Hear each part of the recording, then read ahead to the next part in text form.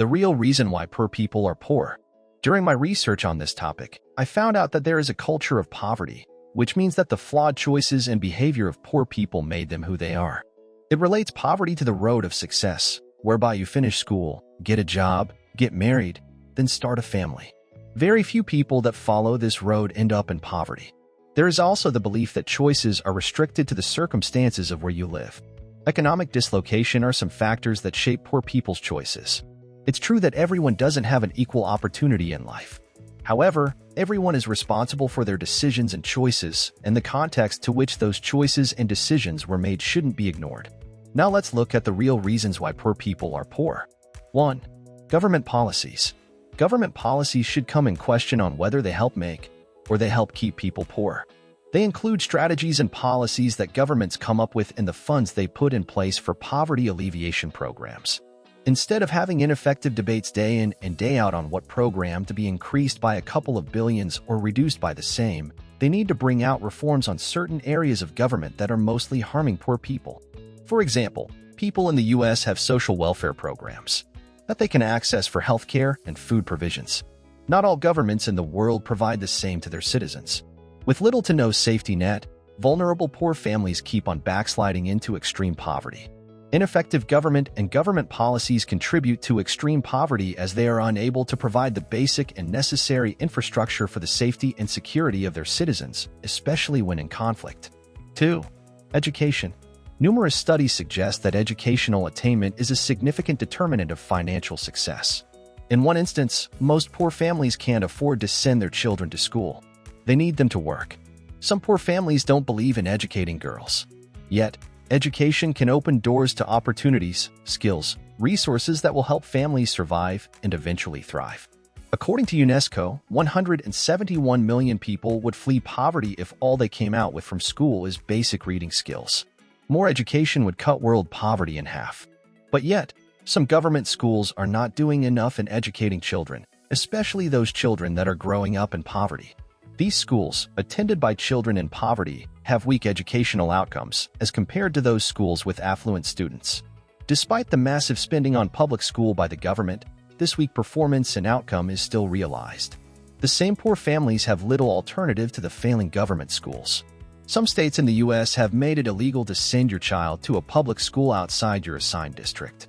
The government education monotony can be broken down by efficient anti-poverty programs. Parents should have a choice of where they can send their children to receive a good education. They should be given control and shouldn't be limited to how they can escape poverty through education. Educational reforms are empirical in getting families away from poverty. 3. Housing. Trade barriers. This causes stress to those families already struggling to put food on the table.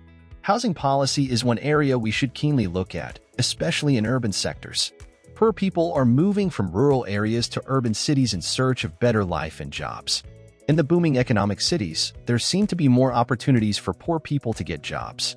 However, housing becomes a huge problem due to costs. This situation led to the development of slums in cities. A poor person's income mostly covers their rent. Land use policies and zoning increase the percentage of the cost of housing in some cities. For example, New York and San Francisco have amongst the highest zoning costs at 50% or more. These regulations not only raise the rental cost, but they also keep the poor people away from locations with better schools and job opportunities. Poor people in developing countries living in slum areas are now subjected to poor infrastructure and minimal pay that doesn't help them rise out of poverty. 4. Savings is extremely important in getting out of poverty. Reducing consumption and increasing savings is what poor people should aim for. Banking laws have made it hard for poor people to access banking systems. The asset test for public programs don't favor the poor in terms of saving. Social Security reduces opportunities for the poor to save themselves. Current policies need to be reconfigured to encourage saving and investment. Poor people have menial jobs with a meager income. Those in cities survive on a day-to-day earning and very little is saved for a rainy day. The structures in place in many countries are not working to better poor people's lives. As a result, the poor keep remaining in the same situation. 5. Economic growth. Policies that are to be pursued, such as lowering taxes and policies that encourage investments and entrepreneurship, can create free markets and improve economic growth, which will increase the wealth in the society. Encouraging economic growth in a country should include poor people, and they should be participating in the growing economy. Therefore, eliminating barriers like occupational zoning, minimum wage, and occupational licensing rules would be helpful. Different professions require a license to practice in at least one state in the U.S. These professions include makeup artists, florists, funeral attendants. These can be barriers that could unlock employment and entrepreneurial opportunities for poor people with low skills, occupations, and prices. Minimum wage laws hinder low-skilled workers from getting that first job.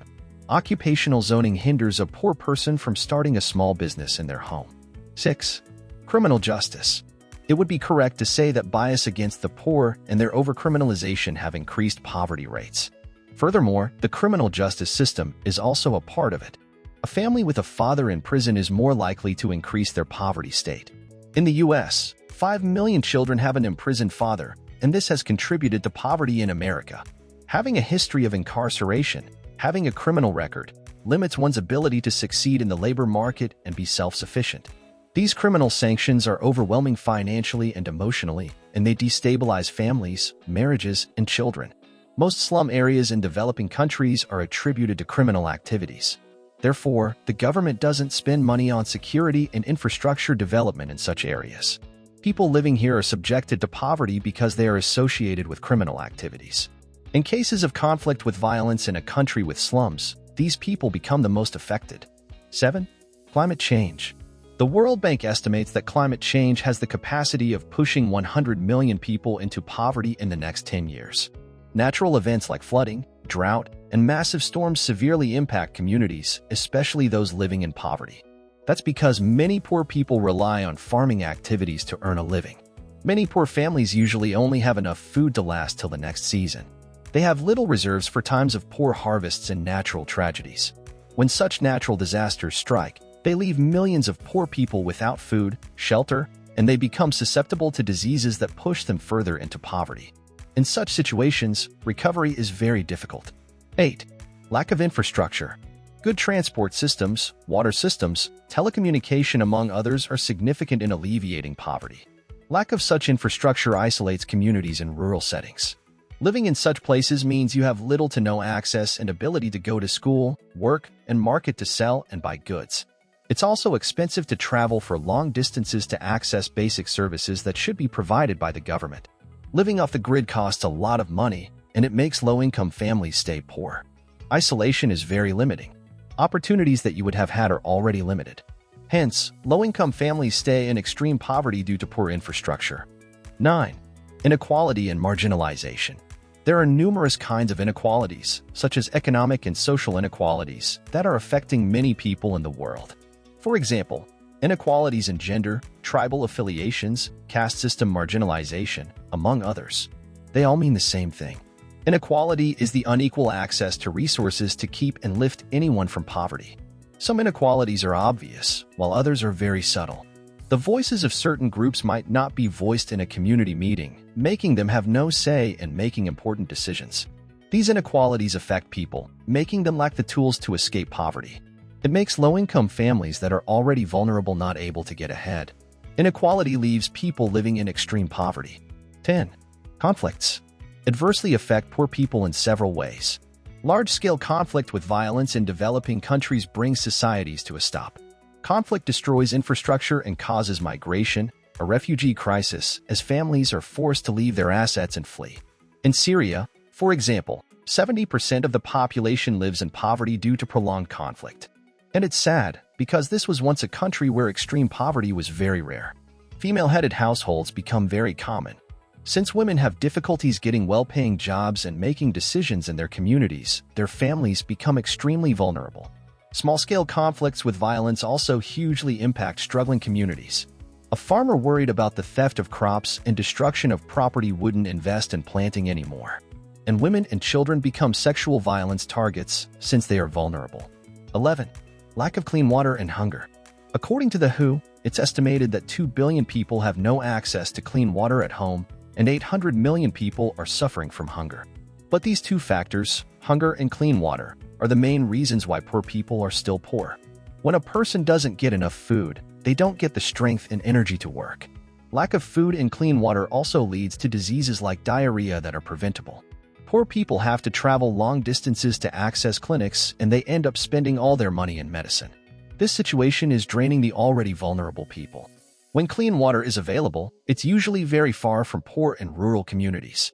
That time they spend on water could be used for working, getting an education, and securing a job to better their lives. Well, that's it for the video. Thank you so much for watching, and I hope you enjoyed it and learned a thing or two. With that said, have a great day and subscribe if you're new to the channel.